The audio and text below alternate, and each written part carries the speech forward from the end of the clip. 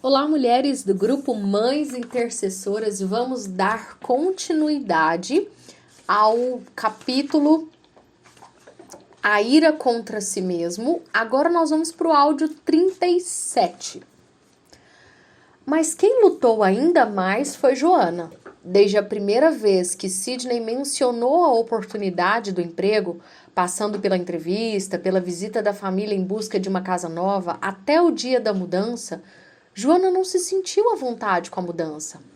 À medida que os eventos se desenrolavam, Joana foi ficando cada vez mais irada consigo mesma por não ter impedido que Sidney procurasse e aceitasse aquele emprego. Ao fazer um retrospecto de toda a situação, ela tinha uma série de remorsos do tipo: e se? E por que eu não? E se ao menos eu tivesse falado antes? E se ao menos eu tivesse feito mais perguntas ao Sidney ou à pessoa que o entrevistou?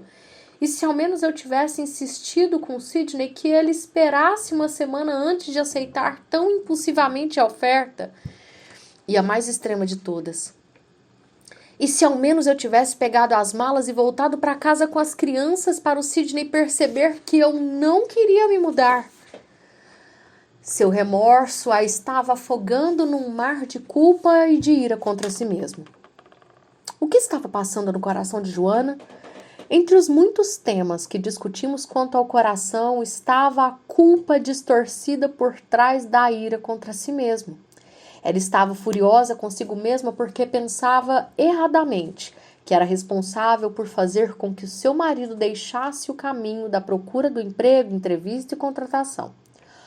Não era suficiente ela ter feito o que fez, isto é, expressar claramente ao seu marido suas dúvidas e preocupações por várias vezes.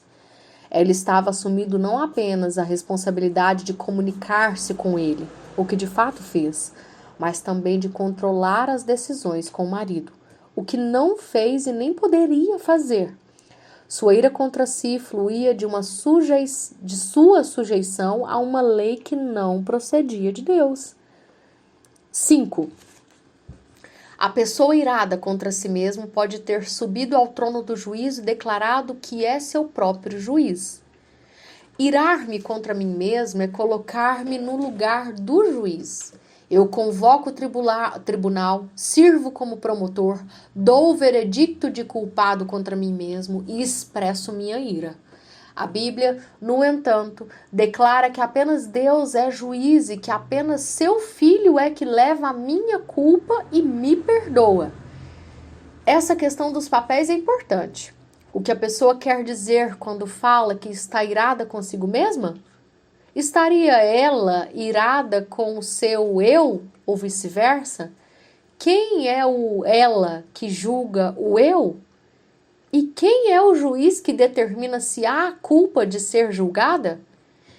É vital, nesse caso, que indiquemos à pessoa irada que se afaste de si mesma como juiz ou perdoador e se aproxime do único juiz e perdoador, nosso Senhor Jesus Cristo. Começamos este capítulo com alguns exemplos típicos de pessoas que ficaram iradas contra si mesmas. Depois vimos 5 maneiras pelas quais esse diagnóstico é deficiente, pois não contempla, a profundidade da depravação humana, nem as alturas da graça divina.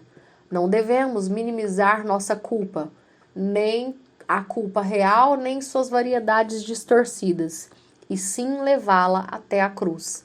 A palavra de Deus oferece o único diagnóstico preciso e útil, bem como a única solução real. O que precioso raio de graça essa verdade é para nós, pecadores irados contra si mesmos. Nossa experiência de ira contra nós mesmos, por exemplo, autorrecriminação, autoacusação e ressentimento, oferece uma excelente janela para percebermos mais profundamente nossa sutil pecaminosidade. Normalmente, não percebemos as maneiras em que, cegamente, vivemos como se fôssemos nosso próprio legislador e juiz, bem como sacrifício por nossos pecados. Esse autoconhecimento, por mais profundo, abre a porta para conhecermos o amor de Deus em Cristo Jesus com relevância e poder renovados. O que significa isso para nós? Que não precisamos permanecer irados contra nós mesmos. O sangue de Jesus nos limpa de toda a nossa injustiça. Filho, os seus pecados estão perdoados. Marcos 2,5. Ao invés de gotejar incessante do remorso, Deus agora nos dá um banho de perdão divino. Suas promessas de graça diária caem sobre nós como uma cachoeira forte e revigorante. Quais são as tais promessas? As seguintes passagens, com suas ricas metáforas, podem ser especialmente persuasivas e, como o Oriente está longe do Ocidente, assim ele afasta para longe de nós as nossas transgressões. Embora os seus pecados sejam vermelhos como o escarlate, eles se tornarão brancos como a neve. Lançastes para trás de ti todos os meus pecados. Sou eu mesmo, aquele que apaga suas transgressões e que não se lembra mais de seus pecados. Como se fossem uma nuvem, varri para longe as suas ofensas, como se fossem a neblina da manhã os seus pecados. Pisarás as nossas maldades e atirarás todos os nossos pecados nas profundezas do mar. Salmo 103:12, Isaías 1:18, 38:17, 43:25, 44:22 e Miqueias 7:19. Que Deus nos capacite a lidar com a nossa ira contra nós mesmos, usando as verdades do Evangelho e ajudar a outros a fazerem o mesmo. Para a reflexão posterior e aplicação à vida. 1. Quando você perceber que está irado consigo mesmo, de maneira permanente ou por um tempo prolongado, seja com um tom sombrio de eu me odeio ou com um tom mais sutil de remorso constante, aplique as 5 explicações acima para verificar se uma delas se encaixa com sua experiência. Observe como todas as 5 focalizam as questões centrais do Evangelho: pecado e graça, o juízo divino e a redenção de Cristo.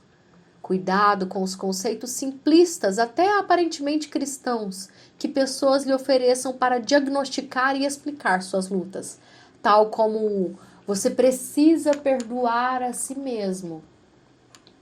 2. Estude as passagens do estudo bíblico do apêndice A, retratos do perdão de Deus para o seu povo. Medite nessas ricas metáforas sobre a graça. Perceba seu cumprimento na cruz de nosso Senhor. Farte-se do perdão que Deus abundantemente lhe oferece. Peça a Ele que substitua a ira contra si mesmo em sua alma pela alegria que a obra redentora de Cristo nos oferece. E compartilhe esse estudo e o seu testemunho com um amigo. E assim nós concluímos esse áudio e também o capítulo 8 do livro.